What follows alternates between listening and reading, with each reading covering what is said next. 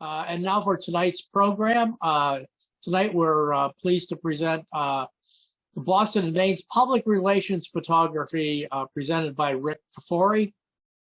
Taken mainly between 1944 and 1963, the B&M's public relations photographic collection portrays everything that the Boston and Maine wanted its employees and the general public to see.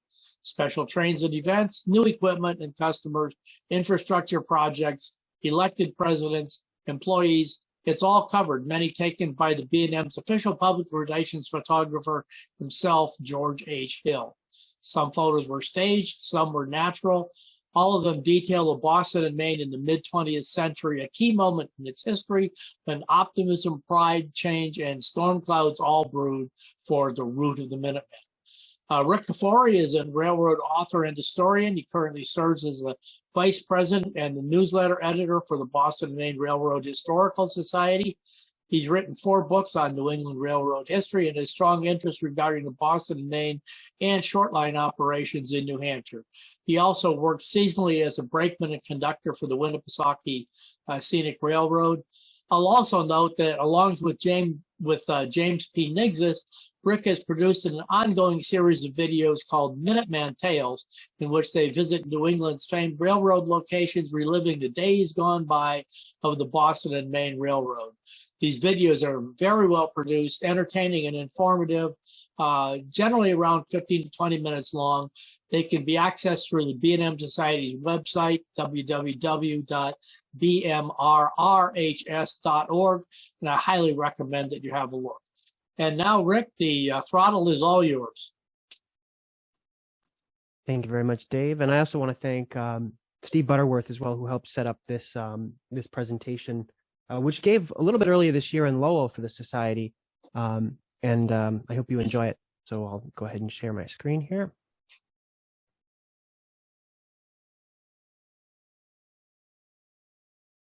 All right. And is that coming through okay? Looks great, Rick. Awesome. So we call this presentation The Photography of George H. Hill. Of course, not to be confused with George R. Hill, who was a famous Hollywood director of films like The Sting and Butch Cassidy and the Sundance Kid. But George H. Hill, of course, was also involved heavily in photography and media. And we call this presentation The Photography of George H. Hill because he was really the driving force behind a lot of what you're going to see tonight. He was the B&M's official PR department photographer during this period of time, spanning from about 1944 during World War II to 1963, when the Boston and Maine really started to change and modernize as a New England railroad. So George Hill was an interesting person. Not only was he very well versed in photography in the railroad realm, but he was very well versed in photography in general. Some of his credentials included working for the Boston Globe. He was a photographer for the Globe. He also worked for the Boston Post, the Boston Herald Traveler, the New York Times, and Worldwide Photos. And so he was very involved in the world of photography. After being a news photographer, he was appointed as official photographer for the Boston and Maine Central railroads. Most of you probably know that during this period of time, at least until the mid-1950s, the Boston and Maine and the Maine Central were jointly managed. It's often misconcerted that they were jointly owned. They were not jointly owned. They were actually just jointly managed. And so as such, Hill was the photographer for a lot of the Maine Central as well. He later retired in 1965 after the presidency of Pat McGinnis had ended in the early 60s. And he lived out the rest of his life in York, Maine, where he later passed away at age 79. So Hill was really instrumental in this role for the Boston and Maine, which was an extremely important role for the B&M during this period of time. And if we look at the study of photography and the discipline of photography, the way the Boston and Maine and other railroads utilized photography during this period was very interesting. Of course, photography had been around at this point for over 100 years, but it wasn't until the early to mid-1950s when it really started to be used to its full extent as a tool. If you look at photography in the late 1800s and the very early 1900s, for a large part, it's used for surveying purposes, for engineering purposes, some documentation of crews and employees, but for a large part, it wasn't used in advertisement or in large-scale marketing campaigns and schemes. You did see some of that. The Boston and Maine, for example, published booklets of scenery photographs that you would see traveling on their routes. And they did this in the early 1900s. You can find them in antique shops actually pretty frequently. But for the most part, photography didn't come into being as a large tool for advertisement until the mid to late 1930s, and in a large part after World War II. And part of that lines up with the fact that photography as a discipline didn't become widespread in the public until that time. You had film becoming more affordable and available, developing techniques becoming more widespread. And so the railroads and other entities started seizing on photography as a way to market their services, their business, new ideas, new plans, and that sort of thing. And that's what a lot of these photographs are. So we'll start at the hub of the Boston and Maine system, actually above the hub of the Boston and Maine system. This is, of course, the old Boston Garden, long before the modern Boston Garden, the TD Garden, the New North Station, Banner's Bar and Grill, the Frito-Lay Test Kitchen, or anything like that. This is the old school Boston Garden. And in this shot here, the Bruins are playing Detroit, packed house. And it's really interesting to see the Boston and Maine using something they had a very big stake in photography to advertise their services. Of course, at this time, the Boston and Maine was one of the main ways that people got in and out of the garden.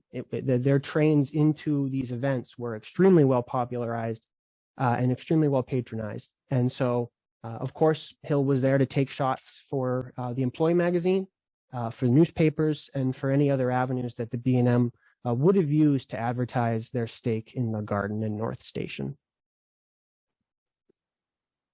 Another thing that shows up quite a lot in Hill's photography are people. And this is a really big benefit to us, not only as historians, but people who are connected with the human element of railroading. The human element of railroading is something that is extremely hard to capture in a way that's detracted from the large-scale mechanics of it. People like O. Winston Link have done extremely well at this, but for a large part, the focus on railroading is usually around the machines and the infrastructure rather than the people. And of course, the B&M at this time was a family. Thousands of people worked for the B&M. Thousands of people knew people who worked for the B&M. And so they wanted to show the employees at work what they did for the Employee magazine and for other things. And so right here, this is February 1st, 1944. We have engineer Maurice Colbert in the cab of a freight locomotive, an EMD FT number 4203. He's right there at the controls.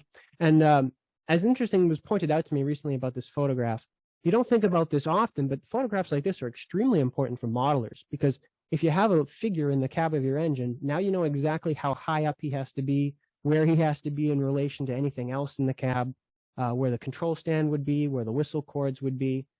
So not only are these photographs extremely historically important, but they're also great prototypes for modelers as well. Rick, we do have a question that's sort of pertinent to the last slide. What was the date and source of the news clipping of Hill's obituary? That is a good question, and unfortunately, I had a date for when he passed away. I could not find the email this morning. I believe it was in the late 1970s, if I remember right. I want to say maybe around 1978, 79. I'd have to look again. But yeah, he did pass away in York, Maine, in the late 70s, I believe it was.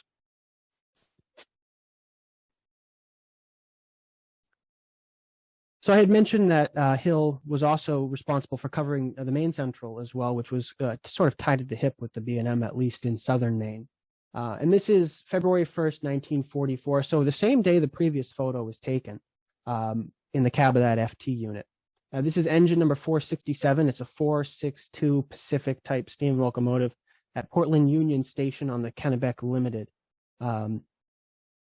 Hill would often go to a location, a geographic location, and spend a few days there and take a lot of pictures. And so we see the same dates for multiple photographs, which is kind of interesting because we can track his travels as he went around the system and as he was dispatched around the system. And his car does show up in a few shots, actually. And it's interesting to note that the door of his car actually had a Boston and Maine box herald stenciled on the car. So he did have an official automobile to do this. Heading back down to Boston, this is Boston area, rather. This is Somerville, February 5th, 1944. This is Yard 9. And this is an advertising picture that was taken with Gene Matthews, who was an employee, hanging off the side of a boxcar demonstrating lantern signals at night. A lot of Hill's photos are staged, at least the ones that are in yards or with new equipment. A lot of the ones on trains with trains working are natural photos, but he may have been able to fudge things and have a train stop at a location or have a certain train set up at a place for a photograph. So some of these are staged, but for a large part, they were used for advertising purposes. And I believe this appeared on the cover of one of the employee magazines. Continuing on chronologically, this is also February 1944, another really great human shot of Yardmaster Earl Moore in Mechanicville, New York, at the far end of the B&M system, the West End in New York State. Another great shot showing the attire, the equipment, the general layout of these offices where these people would have worked right at the end of World War II as the B&M was coming through the war years.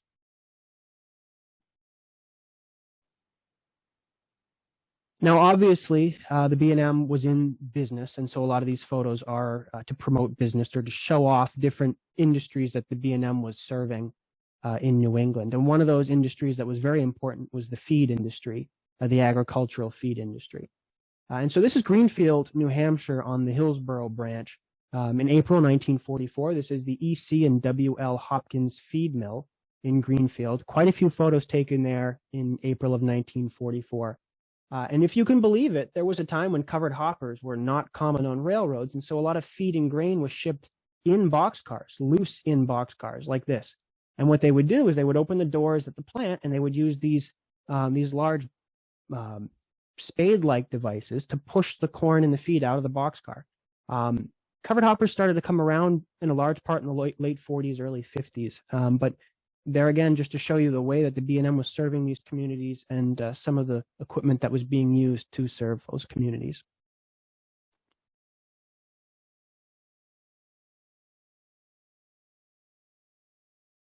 Interesting shot here as well. Bagged feed was also shipped in boxcars in addition to loose feed, and so bagged feed being unloaded, or in this case, probably loaded from the feed mill at Greenfield, New Hampshire.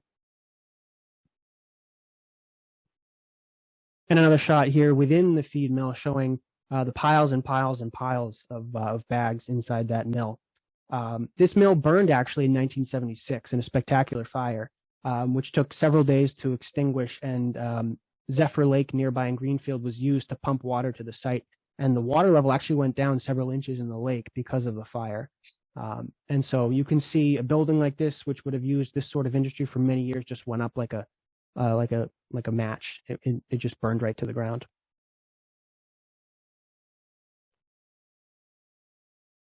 This is a nice shot here of them loading the feed bags in the mill. A lot of these mills, a lot of these feed companies like Merrimack Farmers, EC and W.L. Hopkins, they had their own brand of feed and poultry mash and those sort of things that they would ship to outlet stores in New England. And so they're loading bags of feed here at the mill to presumably ship to co-ops and farmers markets and that sort of thing.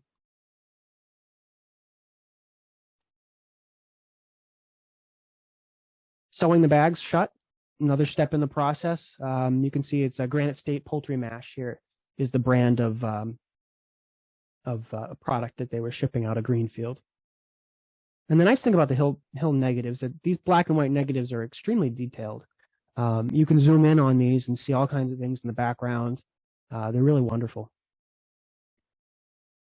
These two gentlemen are the owners of the mill, Charles Hopkins at left and Don Hopkins at right. I believe they were cousins in Greenfield.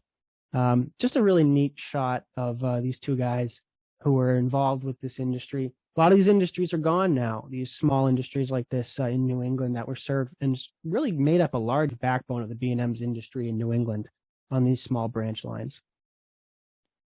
Rick, Yep. in answer to the George Hill question, Yep. Rick Connard posted that he died on November 10th, 1979, and the clipping is from the Boston Globe, November 12th, 1979. And Matt Menzie asks, are there any cards that exist with that private feed label? Any cards? Cars. Oh, good question. I don't know if the cars themselves would have been, because I know they did use captive service cars for a lot of these industries. I'm not sure on that one. I also would love to find a bag, one of those old feed bags. I know you can find them for Merrimack farmers, but I'm not sure about Hopkins. But yeah, that'd be a good question. A lot of these things are lingering around in these communities, still bits and pieces of these industries. Just trying to track them down is a big piece of it. But as far as cars labeled specifically for this service, I'm not sure if they would have been captive or if they would have been. I know the B&M Merrimack Farmers, a lot of those cars were in captive service. So. Captive service, of course, meaning to and from the plant, just not going anywhere else. This shot here is Concord, New Hampshire, in the shops in Concord, the big B&M shops in Concord. This is April 17th, 1944. They're rebuilding a wide vision wooden caboose in the shop. The men are at the bottom, Lucien Croteau at left, and George Verville. And Joseph Berger is the one who is down by the door with the hammer there. Another art form at that time, woodwork with railroad equipment. Concord Shops was a wood shop. There was a lot of wooden equipment that was worked on at Concord Shops. And by the time the late 50s came around, when the shops were shut down, that had started to go away. Wooden equipment was replaced with steel in a large part, and sort of that art form would have been relegated after that to tourist railroads and heritage railroads that inherited that equipment from the mainline railroads. A really beautiful shot, Mechanicville, New York. This is April 19th, 1944. One of those FT units, number 4207, on the head of a wartime oil train coming into Mechanicville. These FT units were the first large-scale diesels that the B&M acquired. They had got some diesel switchers in the late 30s that worked mostly in yards and on small branch line trains. But these FTs from EMD were really the first large-scale diesels that the B&M acquired. And they were extremely useful for the B&M, especially on the Fitchburg division between Boston and Mechanicville, New York, because of the Hoosick Tunnel. A lot of you know that the Hoosick Tunnel was electrified for a lot of its history because of the problem of steam exhaust from steam engines in the tunnel. And so what they did is they set up electric locomotives to carry the trains from one end of the tunnel to the other so that the steam engines wouldn't be working when they were in the tunnel and you wouldn't have the problem of exhaust. Well, with a diesel, you don't have to have an electric unit haul the train through the tunnel. So when these diesels came around in the mid to late 1940s, the Fitchburg division was one of the very first parts of the railroad to be completely dieselized because they didn't have to worry about the steam engines specifically in the tunnel. So this is a nice shot of that starting to happen in 1944. Up at the top of those units, it looks like, are those raised exhaust stacks? That's a good question. I don't know. I don't know if they had sort of a grill over them or if it was some sort of raised unit. If somebody knows, that'd be great to find out. And another question, just going back to the excuse me, the feed mills. Yep. Were the owners named Hawkins or Hopkins? Hopkins, H-O-P. Okay. Sorry, David, you're not related. Yeah. Again, on the west end, East Deerfield Yard. Of course, I'm sure most of you know about East Deerfield. This is that same day, probably the same train, I would think, given the unit 4207 in the yard at East Deerfield.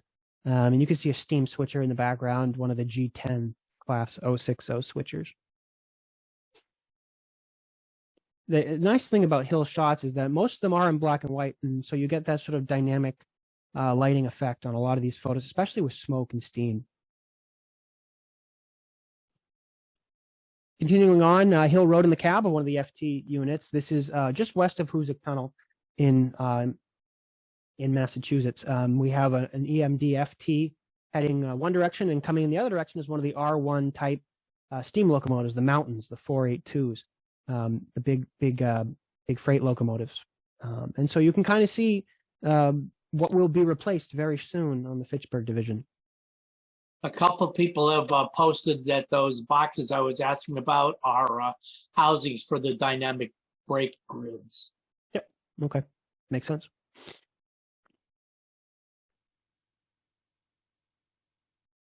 Fantastic shot. This is Zora Curve.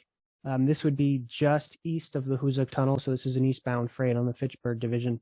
And you can see the Zora station just in the back, about halfway through the train.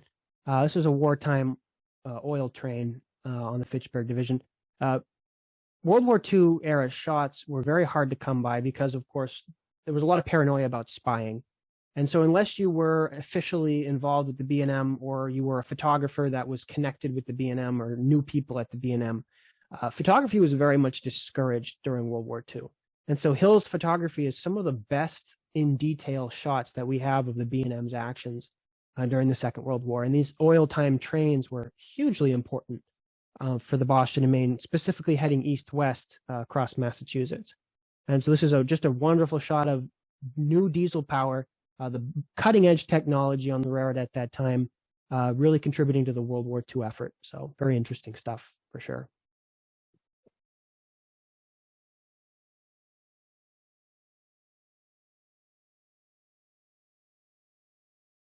Another really nice employee shot. This is back in Concord, New Hampshire. Again, heading chronologically, this is May 4th, 1944. This is A.J. McClellan. He's a flagman for BM-11, which was a freight job. And he's showing off his flag and his torpedoes, his track torpedoes, which of course would have been clipped to the rail to make a loud bang to alert a train that there was a train ahead of them that had stopped or was slowing down. And so he's showing off some of his devices that he would have used every day in his trade. And that's a lot of what Hill took, was pictures of people to put in the employee magazine to show off sort of the heart and soul of the Boston and Maine. Another thing that was important on the B&M was camp trains. Campers would come as far away as New York City to New Hampshire and Maine to visit summer camps. And so a lot of these trains of heavyweight Pullman cars, often from other railroads, you'd see heavyweights from the New York Central, the Pennsylvania Railroad, sometimes even further west than that, coming up into New England on these camp trains. This shot specifically was taken in Portland, Maine. These are summer campers in 1944, June 27th, with their little placards showing each car, which camp those kids were destined for. Kind of a nice shot of something that it still happens today, but back then was certainly a lot more widespread summer camp during the summer times.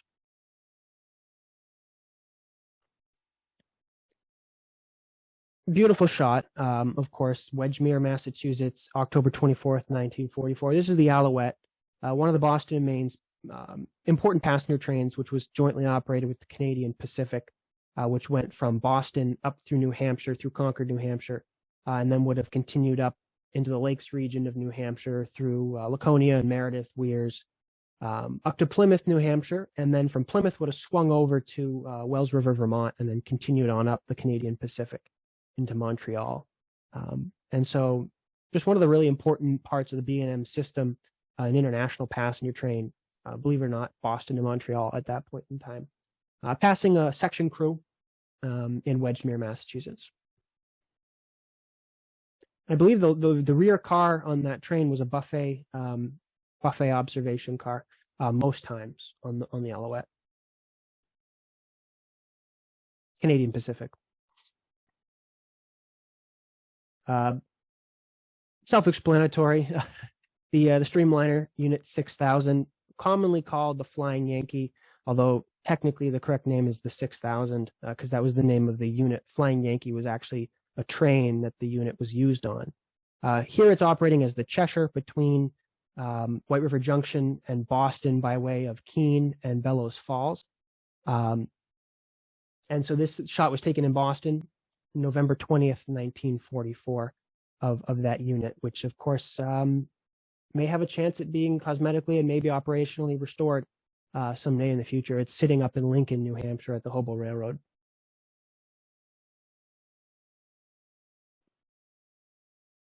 Now, this is a really interesting shot. As things happened on the B&M, Hill was there to document them, and he was there to document infrastructure changes and updates. This is the west end of Portland, South Portland, Maine. So Compass South, but Railroad West, the west end of Rigby Yard in South Portland, Maine, shot from the signal tower. What you're seeing here is the old Eastern Route main line, which would have come up from Portsmouth, New Hampshire to South Berwick, and then separate from the Western Route main line, came to South Portland, where it joined up again with the Western Route, which is what you're seeing here. What they're doing here is they're retiring the interlocking and the connection, and retiring the Eastern Route from South Berwick to Portland, except for a small section in the Biddeford area. And what they did is they found that the B&M found that the Eastern Route and the Western Route, running both of them to the same place, pretty much adjacent to each other for a lot of their mileage, was unnecessary. And the B&M transferred all of its traffic to the Western Route main line and abandoned a large chunk of its Eastern Route in 1952. However, this is 1944 when they abandoned the section between South Berwick and Portland. The section from Portsmouth to South Berwick was actually still used for a little longer than that. And you can see the progress here. They've removed some of the rails from that connection. And you can see all the piping there at right for the signals, for the semaphore signals, which would have been controlled from the tower that the photographer that George Hill is standing in. Now, back in the days when the B&M and the Eastern Railroad and all of that were all separate entities, the Eastern Route actually didn't join up with the Western Route here. It actually crossed all of these tracks and continued on separately into Portland on another route. But by the time the B&M bought the Eastern Railroad, they didn't need to have all that disconnection, and they just connected the two here at South Portland. Speaking of semaphores and semaphore technology, that's something that was starting to disappear as well in the late 40s and early 1950s. Automatic block signals, electric block signals were becoming a lot more prevalent than the old style semaphore signals. Things like CTC signaling was becoming more important, more prevalent. And so this is Manchester, New Hampshire, the tower at Manchester in 1944, December 2nd. Towerman William Marshall in the old Manchester Tower with some of the levers and apparatus for controlling the semaphore signals in that area in New Hampshire. Really beautiful shot. You get to see his workplace. There's a map on the wall in front of him there showing the territory that he would have controlled. Sort of a vanishing look at a part of railroading that the B&M was documenting at that point in time. And then in this next shot here, we get a look at some of what he would have controlled. This is Manchester Yard. Looking north from the tower, you can see Manchester Union Station just about dead center, which was torn down in 1962. The track at right is what was known as the Hill Yard, and that's where the freight yard was in Manchester until the station was torn down and the freight yard was relocated to the south of where we're looking. It's now a parking lot and a market basket, if you're familiar with the area. But the thing about Hill's photos is they're so chock full of detail, and I wish I could show you some of this with this photo. But if you look at these photos and you zoom in, to the left you have a crane and a gondola, which are presumably being used to remove some of that semaphore apparatus, because you can see on the semaphore towers, the blades are gone. So they're probably removing these semaphore signals in 1944. In the background, you have all these old cars. You have employees carrying tools. There's maintenance of way equipment in the background. There's a steam switcher at the right in the freight yard. And dead center, if you look dead center right in the foreground, is a doghouse. And we know that's a doghouse because in New Hampshire Profiles in 1944, they ran an article about the yard dog in Manchester, Bozo. And you can see Bozo's doghouse and his water bowl there. And there's actually another shot from a different angle. You can see Bozo's head poking out of the doghouse. So just ties these stories together with these details. And the fact that these negatives survive to this day just really adds to that fabric that the B&M was contributing to in New England. Oh, and so here's a zoomed in version, just to kind of show you some of the details. Just unbelievable. I grew up mostly in and around Manchester, and this is all different today. Some of the mills are there in the background. The church on the west side is there in the background. But to see these shots and compare them with what we have today and look at the details and get lost in these photos, amazing, truly amazing. And Hill was there to document it. Back down to Boston, North Station, January 16th, 1945. This is a snow melter, which was used to clear the tracks in and around the terminal in Boston, being pushed by an 080 steam switcher. Steam from the engine would have been piped into this device. The snow would have been carried up into a large holding tank by a conveyor belt, and then the steam would have been used to melt the snow in the holding tank. So kind of an amazing device, really, that you don't see a lot of photos of unless it's official company photos. And some of the last steam engines that the B&M had were actually used for this purpose after they were retired from regular service. The Constitution number 3713 was actually used in snow melting service for a little bit in 1956 after it was retired.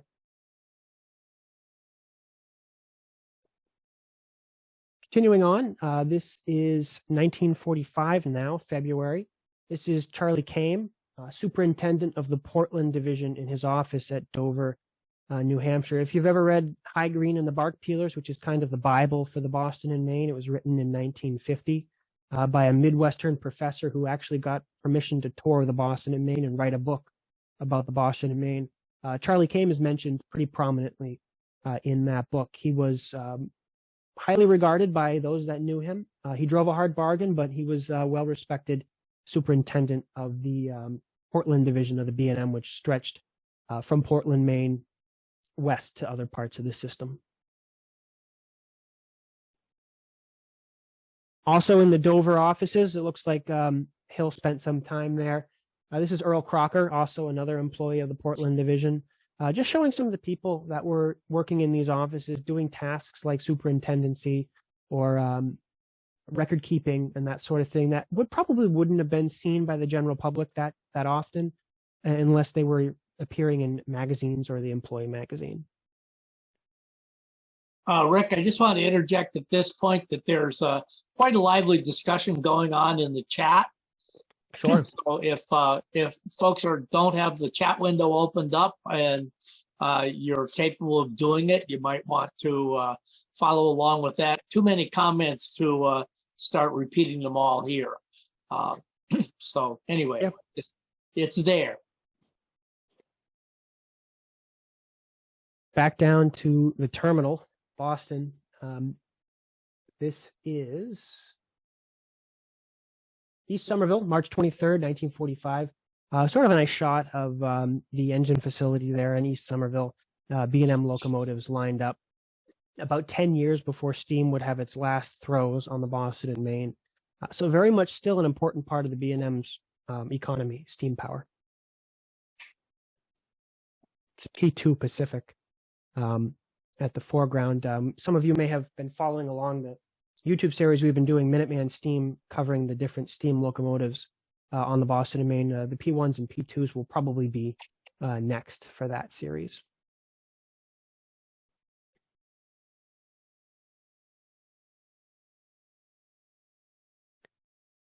Over to North Station. This is March 24th, 1945. We have one of the R1 mountain-type locomotives preparing to depart with a large passenger train, and then a small 060 steam switcher. At the right, probably switching out passenger equipment there at the station. And this is, of course, before the highway overpasses came in. So wide open as far as you can see with the Hotel Menger in the background and the garden and North Station directly in front of us.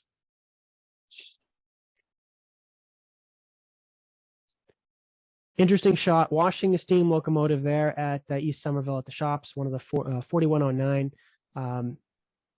This is one of the 482s. Yeah, this is one of the mountains. There in East Somerville with a hose, high pressure hose. March 26, 1945. You can see a bit of the engine house in the background and the smokestack, which was lettered B&M there. Keolis could use that hose today. Well, you look at this and you kind of wonder, was this something they did every day? Which they did do this more frequently than they do now, but also was this done just for the Employee magazine too? You never know. One of the things about these photos that you look at them and you go, wow, that's nice. But then you go, well, what was the intention behind the photo? Concord, New Hampshire, looking north from the south end of the freight yard at the brand new signal tower at that point in time. This is April 24th, 1945. That tower had just been put online. This is a general view of the New Hampshire route main line as it arrived into Concord Yard. And at left, you see part of the gas holder complex. The B&M would drop cars of coal there. The coal would be burned and the coal gas would be harnessed in a large round gas holder building with an elevated tank inside. And that tank would rise up out of the floor and drop down into the floor depending on how full it was with gas. And that coal gas would be pumped around the city of Concord as far out as West Concord, and it was used to power homes. And that gas holder building, you may have seen it from 93. It's still there with the tank apparatus still intact inside. And there's an effort right now to try to restore that building. And the tower is still there too. It was retired in 1959, so it wasn't active very long. Well, whether or not it will remain there in place with the new CSX ownership has been up for grabs and up for debate. There's been some question as to whether it's going to be demolished. It's kind of gone in one way or the other, but we don't really know if it's going to be there forever. Now, this is an interesting shot, and it's probably what you wouldn't expect. At first glance, it looks like either a bunch of officials from North Station or maybe some people from Atlantic City, who knows? But this is East Somerville, Massachusetts, June 5th, 1945. Right towards the end of World War II, if you can believe it, this is a Soviet delegation at New Boston Terminal. Left to right, we have a gentleman named Nikolaev, Don McCown of the B&M, another Soviet, A.N. Chapak, T. Severino of the B&M, and N.I. Stefano of the B&M. And so this is at the end of World War II when the United States and Soviet Union were still, in an active alliance against Nazi Germany. And so you have to wonder, what was being discussed here? Infrastructure practices, rebuilding after the war, locomotive technology. We don't really know. I bet if you went back and looked into the Employee magazine, you could probably find out why the Soviet delegation was here at East Somerville in 1945. But it's a tie-in with the B&M, kind of neat. And that's one of the P3 class Pacific locomotives they're looking at there.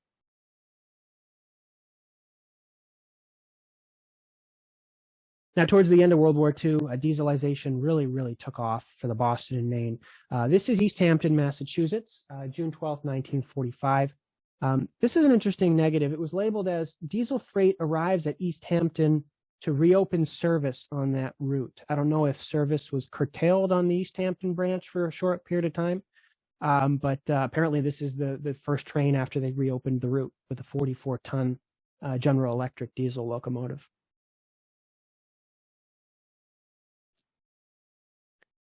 Another really nice person shot, Peterborough, New Hampshire station ticket agent, Carol Sawtell.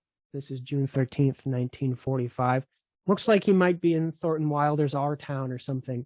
Just a small town character, classic New England here. And somebody that would have been involved in people's lives in just about every town that the B&M was involved with. We talked a little bit about World War II before. This is sort of the B&M's marking their involvement in the war. North Station, this is July 3rd, 1945.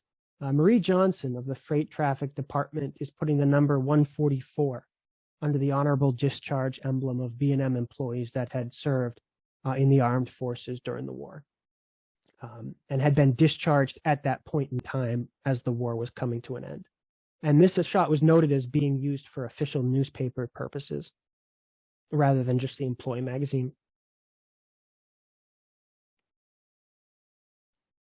Another nice person shot, Wakefield, Massachusetts, the 4th of July, 1945, dedicating a tablet on the Wakefield station commemorating the 100th anniversary of train service by the B&M to Wakefield and the surrounding communities, 1845 to 1945. And that's Miss Carol L. Sawyer apparently unveiling the plaque on the station.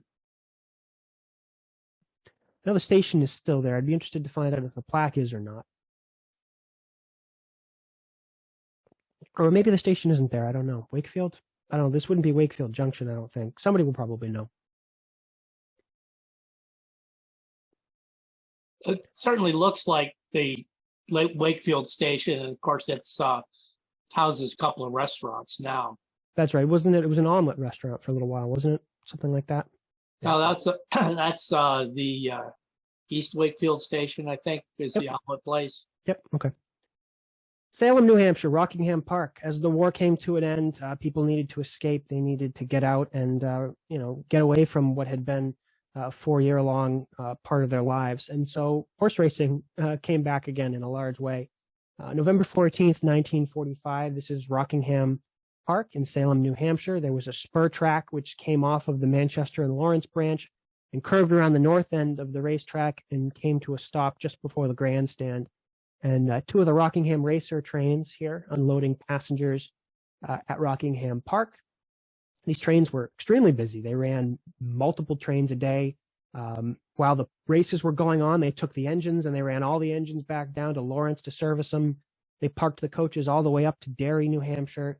It was a real operation. And Charlie Kame, who you saw earlier, was actually in charge of these operations, being that the Manchester and Lawrence was part of the Portland division.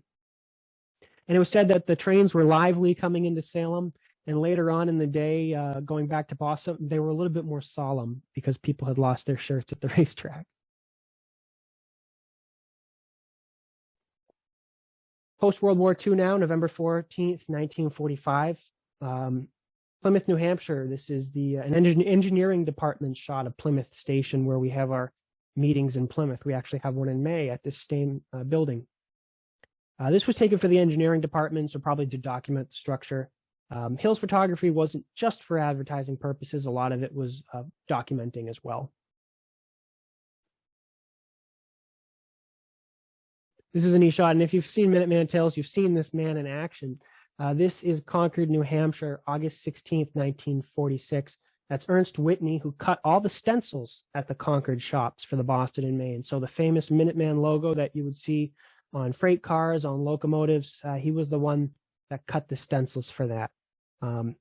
What a great shot. I mean, this is a classic. It almost looks like a Norman Rockwell painting or something. And you got to love the pinup pictures in the back wall and the jug of some sort of liquid on the bureau at left. It's hard to tell if that's maybe spirits for cleaning brushes or maybe spirits for another purpose. But a really, really great shot of this practice of just working on these stencils, which would then be used to mark up wooden equipment.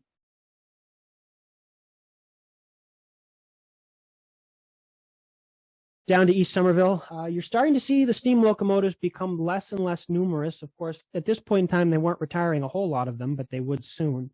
But diesel locomotives becoming a lot more prevalent. You have one of the 3800 class E7 passenger locomotives there, and an Ingersoll Rand center cab switcher number 1100, which was an extremely strange and unique locomotive, which very few were built, and the B&M had one of them. It didn't last very long either. But kind of an early experiment at diesel locomotives before they became a lot more commonplace. And this is 1947 at this point, so we're getting a little further in the timeline. Again, in 1947, April 13th, Hill headed over to the roundhouse at the terminal there in Somerville and got a shot of Alice Butler, who was the turntable operator at the Somerville engine house. And we have a nice shot of Alice at work turning one of the 462 Pacific type steam locomotives. And there's a what looks to be a G11 class 060 switcher in the background as well. If you look closely, there's somebody in the turntable pit.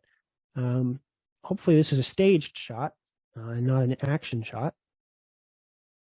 2 people in the pit. Oh yeah, there is. One of them's got a shovel. That's interesting. Maybe ashes or something.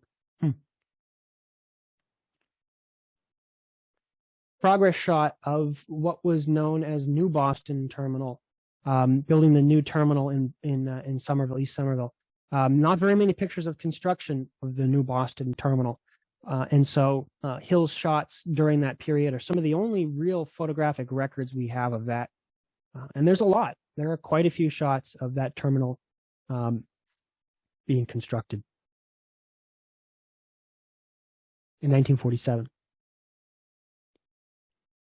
Up to Lawrence, Massachusetts. This negative was in a little bit of rough shape. You can tell there's some marking on it, but this is a laborer clearing snow in Lawrence Yard, 1948. Michael Collins shoveling out a switch in Lawrence Yard. It looks like it would be Andover Street. Yep.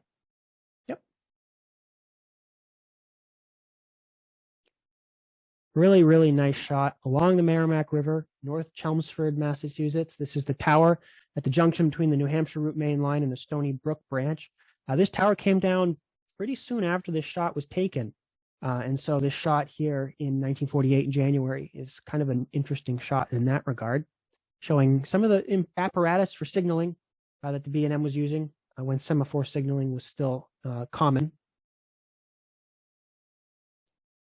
And then looking in the other direction on the Y track on the Stony Brook branch, we see brand new CTC signals there, and we see in the background some semaphore signals that are soon to be retired. And so this shot was no doubt taken by Hill to show off the B&M's developments in signaling on the railroad.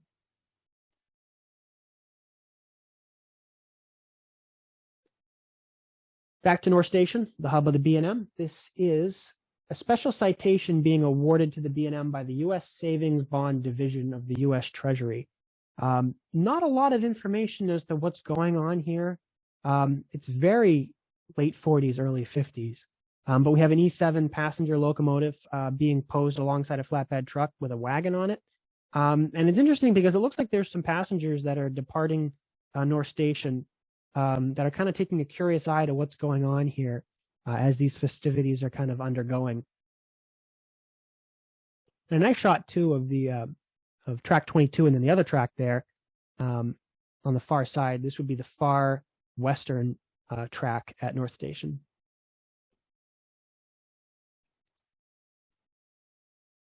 As I said earlier, a lot of Hill's photography was taken in the wintertime, showing dramatic shots of steam and really great black and white color.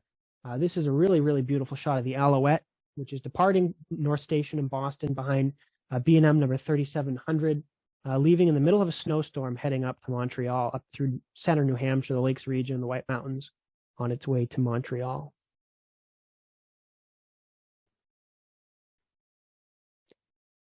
Now, continuing on the theme of winter, the snow trains were hugely important for the B&M starting during the Great Depression.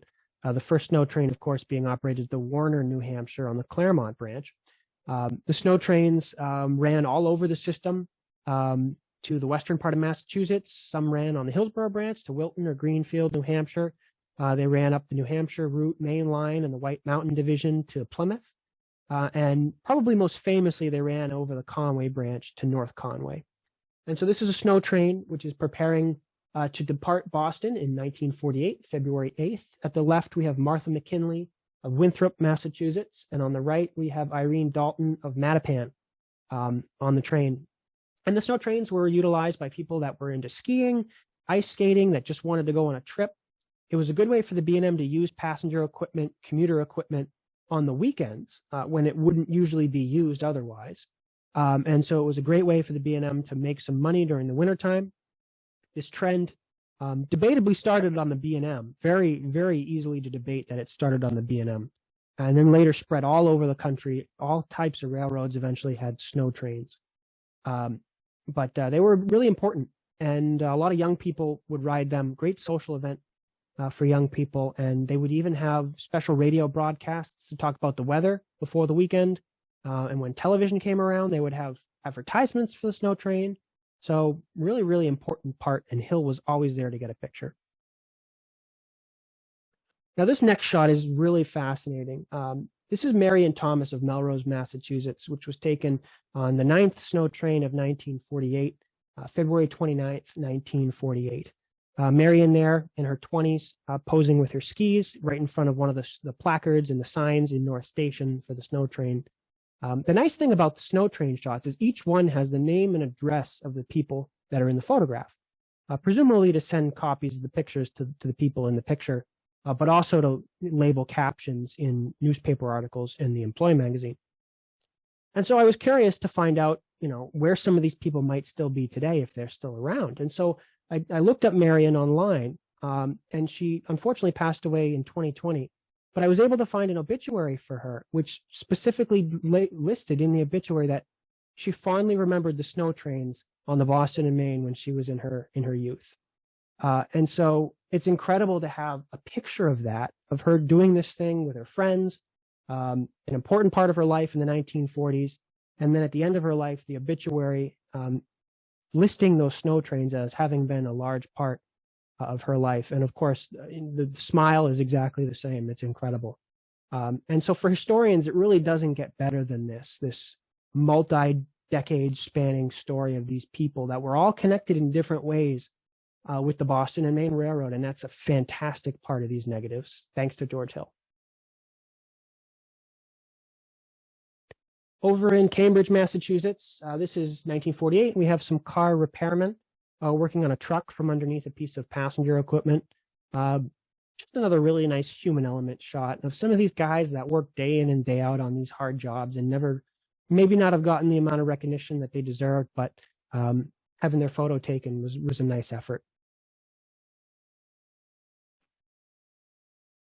A little bit of a different shot here, Medford, Massachusetts in June 1948. This is an EMD SW1 diesel locomotive switcher, number 1110, with some freight. And it was listed in the magazine as having been taken for industrial development purposes. So this was probably taken by Hill to use to talk about the business the B&M was building up at that time, and probably also the importance of diesel locomotives to the railroad as the 1940s came to an end.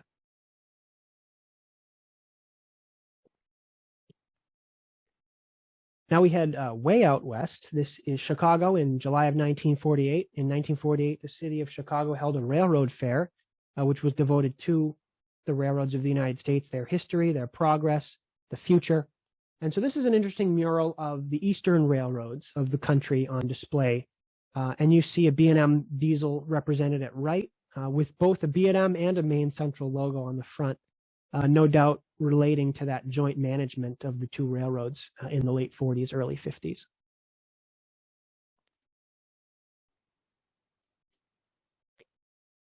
Back on the B&M, back home. This is North Conway, New Hampshire, the cab of an E7 passenger locomotive in the late 40s, early 50s. E7s were primarily the power on the snow trains. And so this is Nancy Litch in the cab with Portland Division engineer Grafton Thurl. A staged photo, more than likely for the Employee magazine, but kind of a nice shot of the cab of an E7. Get to see what people would wear back then, and just sort of the festivities that went on with the snow trains. Shades of the photographs of a very young Princess Elizabeth in the cab of the Canadian steam locomotive during her trip to Canada. Yep. And the same with in the 30s with Lily Pons, who was an opera star who they actually named a locomotive after. They didn't waste any film on that occasion. I'll guarantee you that. Lots of pictures of her in the cab of the locomotive. So as diesels came around, they were the subject of Hill's photography quite often, the best and brightest that the B&M had to offer. And this is East Somerville in August of 1948, a view of an E7 passenger locomotive, number 3800, in the wash rack at the East Somerville, which was used to wash locomotives. Built by the Whiting Company, specifically. There's a wide range of subjects in the Hill photographs, and you have to wonder why some of them were even taken in the first place. We go from the best and the brightest that the B&M had to offer in 1948 to a decrepit remainder of railroading from the 19th century in Suncook, New Hampshire, of all places. This is the bridge over the Suncook River in Suncook, where the Suncook River meets the Merrimack River. and it was listed as a survey of condition of the Suncook Valley Railroad Bridge. This was not a B&M bridge at that point in time. It was the Suncook Valley Railroad, an independent short line. But perhaps the Suncook Valley hired the B&M or had Hill come out to take some pictures for them to document the infrastructure of their railroad. Interesting shot, for sure. This is 1949. The Suncook Valley only lasted until 1952. But thanks to Hill, we have a nice shot of that interesting bridge there in Suncook.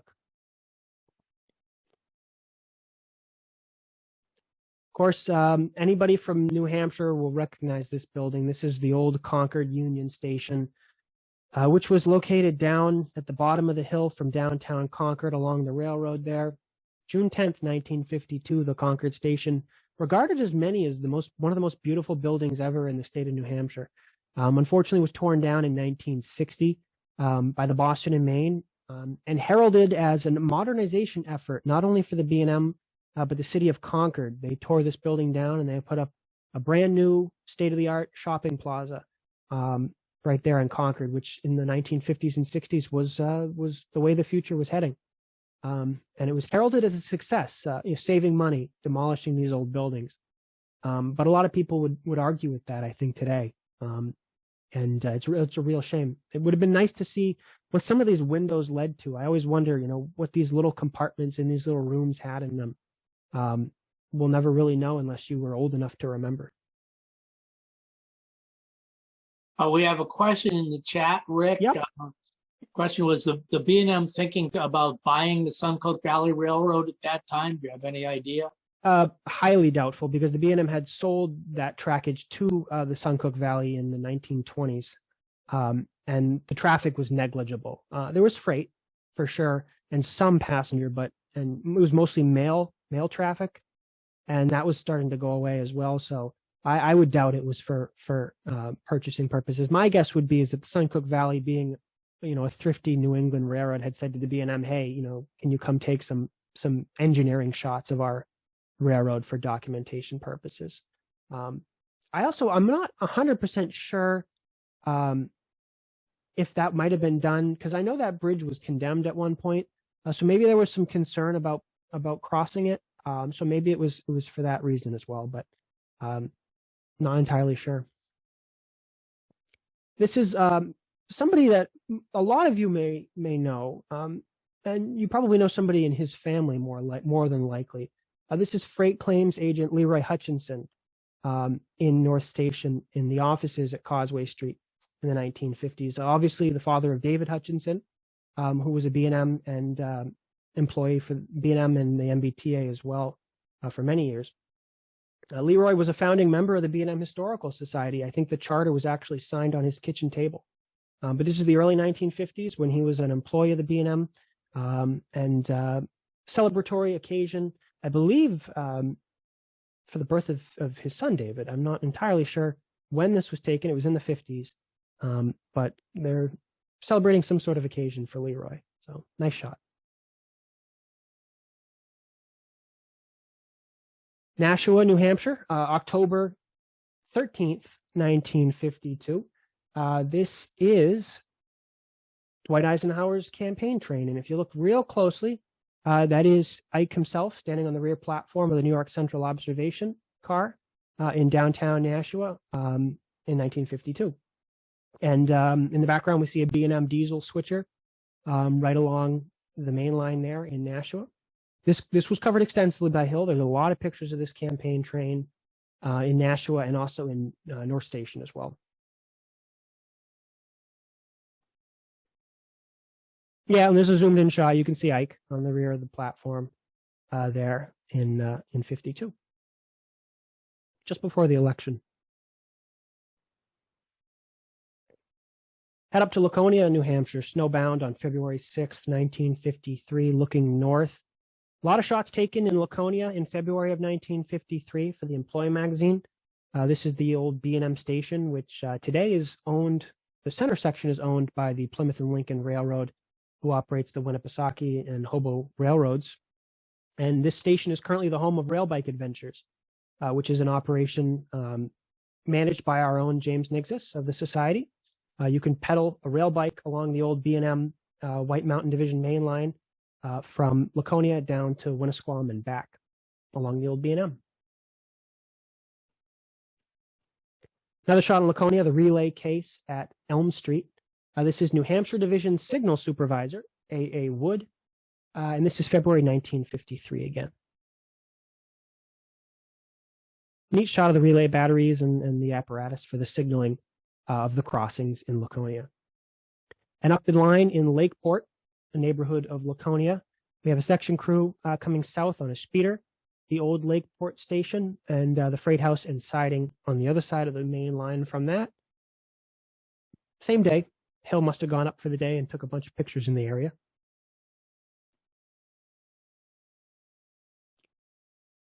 Still in the Granite State, but heading over to the seacoast. This is the station at Portsmouth, New Hampshire, December 20th, 1953. RDC 1, number 6103 on train number 236. One of the B&M's largest modernization efforts was the purchase of these rail diesel cars, which were built by the Budd Company. And it was probably one of the best decisions the B&M ever made. What the rail diesel car is, essentially, most of you I'm sure know, but some of you may not. It's essentially a self-propelled passenger car. It's a passenger car that has prime movers in it and a cab section at either end of the car. And so you're basically combining a locomotive and a passenger car into one, and it saves you the cost of having to use a separate locomotive to haul passenger coaches. And the nice things about these RDCs is that they can be coupled together into any amount of length that you need. You can run a single one if you only need one for the ridership, or you can put 2, 3, 4, up to 7 or 8 on a single train, or more, depending on how many you needed. So they were really, really ubiquitous, and they were really multifaceted for what the B&M needed. And the RDC-2 had a baggage compartment. The RDC-3 had a mail compartment. And so there were different versions of this car depending on the need for the railroad. And these RDCs are covered extensively by Hill in marketing purposes from 52 and 3 onward. Interesting shot. This is Worcester, Massachusetts, May 11th, 1955. They're unloading a car of bulk flour for the General Baking Plant in Worcester. And the interesting thing about this shot is if you look at the freight car, it's essentially a glorified flat car with all these separate containers on the flat car. Now, we look at this today, and in just a few years, covered hoppers would take this role completely. But in the early 50s, covered hoppers hadn't really come around to full use yet. And so they were using something like this to ship loose flour on a flat car. Really interesting, but interesting to see something that probably didn't take off as much as they thought it would, but used here for marketing purposes.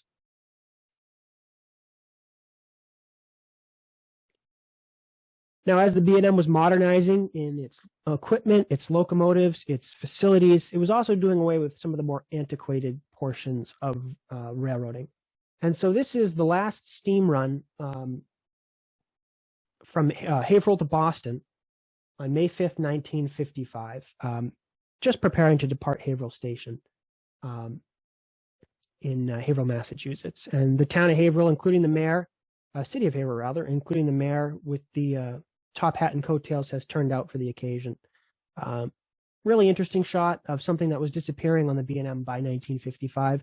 The last runs of steam locomotives on the B&M was in 1956, and so time was running out. And this is Middlesex Station in Lowell.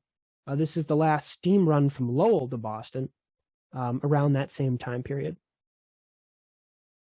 with the P2 class Pacifics, which were the last active steam locomotives in regular service on the B&M. I believe the very last runs were in June, July, and August of 56. We have the exact dates written down for sure, but it was around that period. Of course, Hill had to document things that weren't as fortunate on the B&M, and wrecks and mishaps had to be documented not only for news purposes, but also for investigative purposes. This is Lowell, Massachusetts, the Concord River Bridge on August 24th, 1955. A derailment of the passenger train, the Red Wing, New Hampshire Division passenger train, taken from the riverbank. Shows a Maine Central coach resting on the riverbank. on top of a boxcar with a tank car in the river. A real mess in Lowell on that day. I'm not entirely sure what happened. I know we have the accident report in the archives, but it also involved a freight locomotive. And so you see here an EMD SW1 freight locomotive that had bisected a wooden baggage car and cleaved it basically in half. I don't believe there are any fatalities in this wreck, thankfully. But this is the end of B&M baggage car 2931, which was cut in two by switcher 1123. I don't believe the train, it might have been a crossover situation. I don't remember exactly, but for some reason, this engine ended up in close contact with a baggage car. So, of course, the only unfortunate thing that came about with these photographs was not wrecks, but also the scrapping of equipment. And unfortunately, we're here at North Billerica on July 10th, 1955. A row of steam locomotives being scrapped by the Boston and Maine after having been retired. And once again, the same thing with the Concord demolition. These were heralded as modernization efforts, cost saving, doing away with antiquated equipment. It was the 50s. It was the era of progression. It was the areas of commercialism. It was the era of optimism in a lot of ways. But in some ways, doing away with the old was in vogue. And the B&M would take these steam engines. They'd send them to North Billerica. They'd store them until scrap prices were right. And then they would cut them up for scrap. And so that's what's being done in this shot. Around this time, when steam engines were disappearing from the system and all this new and bright equipment was showing up, the B&M had a change in its administration. In early 1956, Patrick B. McGinnis was elected president of the Boston and Maine Railroad. And this specific shot's January 20th, the day he was elected president. That's McGinnis at center. And to the left of him is Herbert Alpert, and not the Herb Alpert you're thinking of. That's Herb Alpert of the B&M. And to the right of him is Oliver Appleton. And this was used in the February 1956 issue of the B&M Employee magazine. McGinnis is a controversial figure for a lot of reasons. He came in at a time when railroads were modernizing. He came in at a time when railroads were really changing their ways of thinking. And he brought in a lot of things that were controversial, for sure. He brought about the end of a lot of long-distance passenger trains. During his tenure, a lot of passenger stations were torn down. And so he got a very poor reputation. He also was later indicted for pocketing money in regards to selling passenger equipment. And so there was some crookedness there too as well. But I think McGinnis is an interesting figure, a very complex figure. But during his presidency, a lot of modern initiatives were brought about. The B&M completed its purchase of Budd RDC cars. They bought the EMD GP9 locomotives. And so I think there was a lot of good, but a lot of bad as well that happened during the McGinnis era, for sure. Rick, just to go back to the wreck photo, Yep. Doug Kidd has posted that the cause was a shifted load on the adjacent freight. There were no fatalities. Engine 1123 carried a scar from the accident for many years. He says the lead loco on Red Wing was 4228A. Okay, great. Thanks, Doug. Another wreck, another very famous wreck and very unfortunate wreck, Swampscott, Massachusetts, February 28th, 1956. What happened here was a train had stopped at the Swampscott station, a train of heavyweight coaches and a diesel locomotive coming down on the eastern route from Portsmouth into Boston, and a train of Budd RDC, lightweight RDC coaches, RDC units rather, not coaches, from Danvers, proceeded into the rear of that heavyweight passenger train at high speed. There had been a trackman down the track with a flare to try to alert the Budd RDC train that a train had stopped. It was a snowy day, a snowstorm. The signals had been covered up with snow to some extent, but unfortunately, the engineer of that RDC train passed the signals and did not stop, and this was the result. And there were fatalities. There were quite a few civilian fatalities in this wreck. But Swampscott was definitely an interesting period in passenger service for the B&M, and Hill was there to take pictures for sure. And another shot showing a little bit more of the damage. The lead RDC here was relatively new and was not photographed much at all. So it's very difficult to find photographs of that RDC that was involved in the wreck at Swampscott.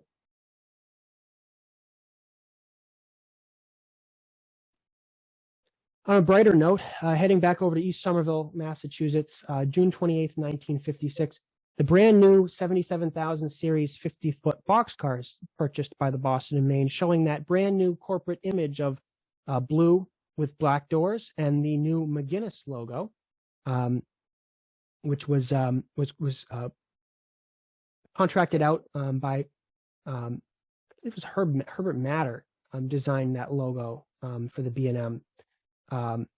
It became the corporate image for the B&M moving forward from 1956. But these 50-foot boxcars were some of the first equipment that the B&M purchased with that corporate image.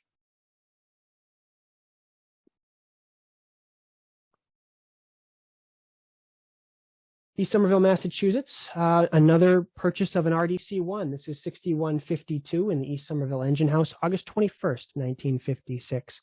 The B&M throughout the McGuinness period, continuing its purchase of RDC cars, which became the largest fleet of RDC cars in the world. The B&M had them. And since the B&M was a very commuter-heavy railroad, most of its passenger service came from commuter rail out of Boston. They were great. You could run 1, 2, 3, depending on the need. Perfect for what the B&M needed at that period of time. As diesels and RDCs come in, steam makes its final exit. One of the very last steam engines to operate on the B&M was 260 Mogul number 1455. It operated in early 1956 on the B&M on the Central Massachusetts branch. And it was later sold to F. Nelson Blount, who was a millionaire seafood mogul, also a millionaire steam enthusiast, who founded a whole range of things, including Steamtown, USA, and the Monadnock Steamtown and Northern Railroad. And that's Mr. Blount in center, shaking hands with George Hill of the PR department the day that locomotive was officially given to Blount and put on display at Edaville Railroad in South Carver, Massachusetts, which was a 2-foot gauge, narrow gauge attraction in South Carver, and still is to this day to some extent. Blount put this engine on display at Edaville, and he had intended to put his collection of steam locomotives, which grew to be the largest collection of steam locomotives in the world, at Edaville, but he later realized there wasn't room or logistical sense in doing that, and that led to the creation of Steamtown, USA.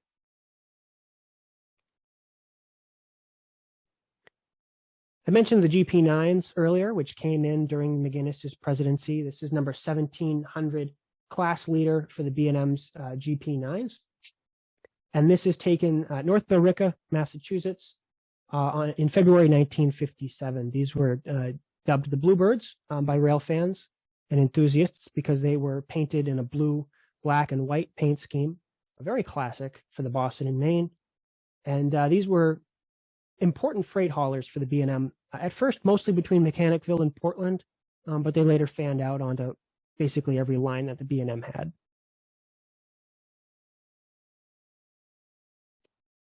Around the same time, the B&M was painting some of its older passenger diesels into various incarnations of the quote-unquote McGuinness scheme. This was an experimental scheme that was seen on an EMD F3A number 4226 there in Somerville in May 1957.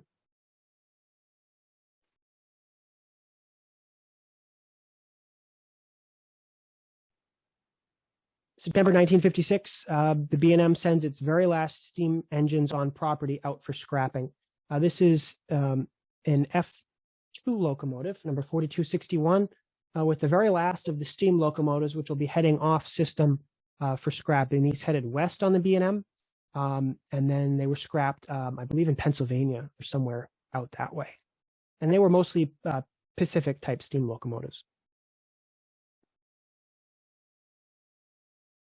Coming to the end of Hill's photography here in the late 50s, early 60s. This is another wreck. This is the wreck of the Red Wing. The Red Wing actually wrecked 3 times in this period. One at Nashua, one at Lowell, and one at Medford here. This is Medford, November 19th, 1957. This is the A-cab of 4224 resting on the bridge abutment at Harvard Street. There was a slow order on this section of track. Unfortunately, the slow order was not obeyed. There are some photos in this series that show a hole in the ground where presumably a speed restriction sign had been removed. I don't know if that was the case, if there was a speed restriction sign there that had been removed, or if that was the B&M taking a picture of what presumably had been a speed restriction sign to say that there was a speed restriction sign. But for some reason, this train came into the territory too quick and derailed. Rick, there was, we had a feature in, I can't remember which callboy it was, but fairly recently, yep.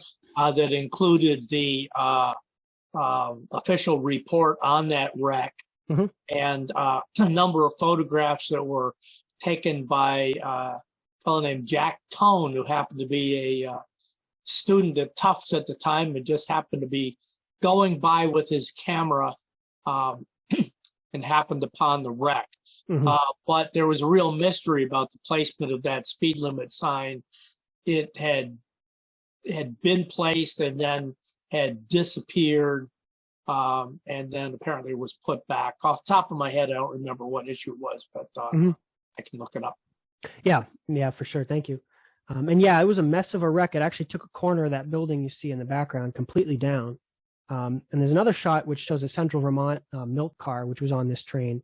And there's milk all over the ground from the milk cans that had presumably ruptured during the wreck. So real mess.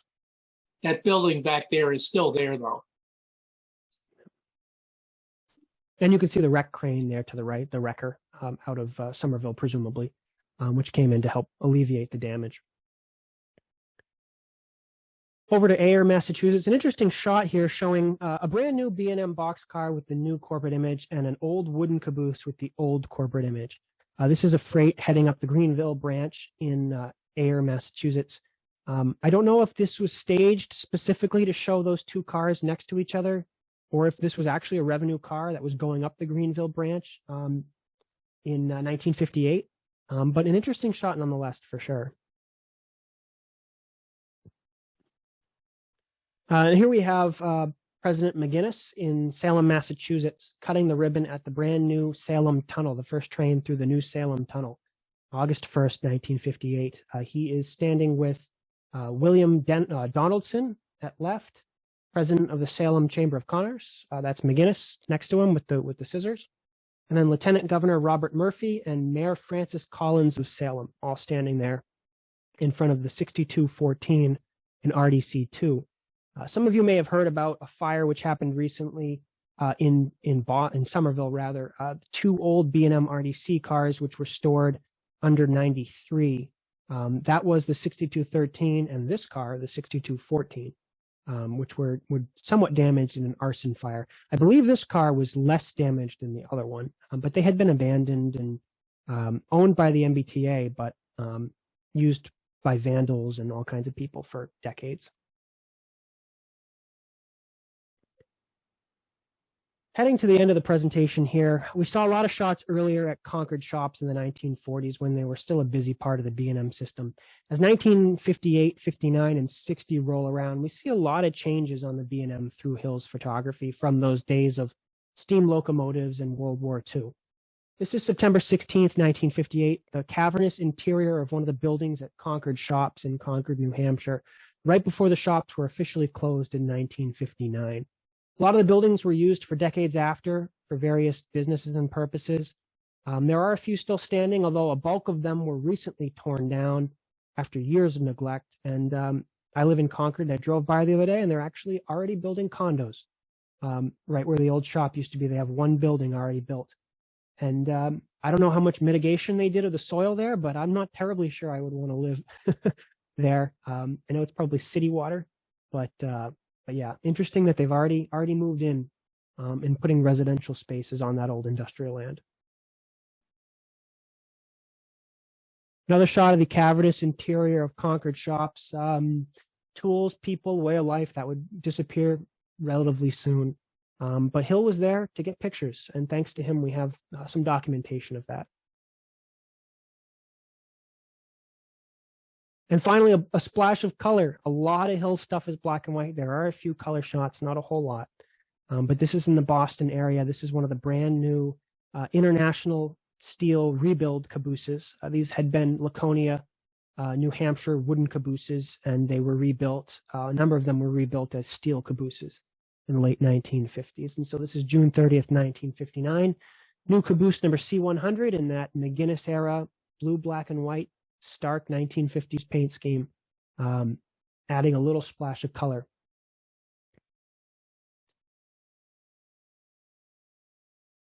In that same period of time, we talked a little bit about the Concord, New Hampshire station, had been torn down in 1960. The brand new replacement here being introduced in 1960, McGuinness at center, looking all the world like a James Bond villain, cutting the ribbon there at the brand new Concord station in downtown Concord, New Hampshire. These stark buildings, these small stations, which appeared in a number of places on the B&M system, replacing larger stations, became known as McGuinness stations. That wasn't an official name for them. But since they had been built during that period of time, that's sort of the name that stuck. And that station there in Concord stayed there for a while near the Eagle Place Marketplace sign. And it was used as a taxi office for a little while. It was used as a bus station for a little while. And it was torn down in the 80s, I believe, or maybe 90s, 80s or 90s, it was torn down. And to finally close out the presentation, one more shot, looking back a little earlier when Hill was in his full swing as the photographer for the B&M. This is August 20th, 1951 in Lebanon, New Hampshire, taken from the cab of a Maine Central E7 being used on a B&M passenger train, train number 305, heading down the northern Main line to Boston in Lebanon. We have another train coming in the other direction, also with a Maine Central E7. And in the distance, we have a steam locomotive doing some work on a local siding. Just a really nice shot of the B&M's passenger freight and economy in New England. And thanks to George Hill, we have a lot of chances to see the role that the B&M played in all those avenues and all those universes in New England from that 20-year period. And that's it.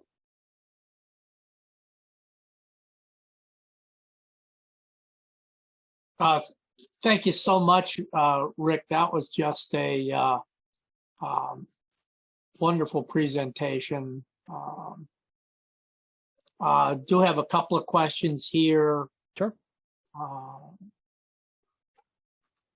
Get myself back up on the screen. Jeff Gabriel, and I expect a lot of people want to know, are most or all of the Hill photos in the B&M Society's archives? Every single shot you saw here came directly from our archives, and I scanned myself. It's about 6,000 negatives. And there's also a huge amount of prints as well. The negatives cover 1944 to 1963. The prints go back even earlier than that. There are prints from the 30s. There's prints from the late 20s of engineering projects, the flood damage in the 1930s. There's prints that don't match up with the negatives. So it's a lot. It is a lot of content. Yeah, but we have, as far as I can tell, all of it that was saved from the B&M. And it actually came to us from Alan McMillan Sr., who heralded the collection for quite a while. And then Dave Hutchinson had it for quite a while. And David actually donated it to us, along with Alan McMillan Jr. And so thanks to them, yeah, it's safely in the B&M archives. And Alan McMillan Jr. is lurking in the background in the audience here. And speaking of the negatives, a question was asked earlier as to what format Hill's negatives were. Yeah, they're a large variety of formats. Unfortunately, I'm not too well versed with the different types of film and the different commercial types. But there's large format negatives, there's small format negatives. There's all variety of different sizes and shapes and types of negatives. They do tend to follow a format. So, for a certain number of years, it's a certain type of film. And then for another certain number of years, it's a different type of film depending on what happened in terms of film development. But yeah, the large format, small format, a couple slides here and there, not a whole lot. But yeah, there's a whole bunch. Okay, well, as I mentioned earlier, there's a lot of back and forth and chatter on the chat. I think when we get this program into our archive with a link to the Facebook page for later viewing and eventually the YouTube, may also put in a link to the chat here because there's some interesting comments here. If anybody has any additional questions before we end the formal program, type them into the chat or the Q&A. We don't have anything in the Q&A. And if there's nothing pops up in the next few seconds, we will shut down the Facebook live stream and the recording, and then we'll let people in who want to be a part of the informal chat. I will say that this was extremely well attended program. We maxed out at about 87 viewers, not counting Rick and myself. So thanks to all of you for attending. Don't see any further questions. So we will, those of you watching on Facebook, thanks very much for being a part of it.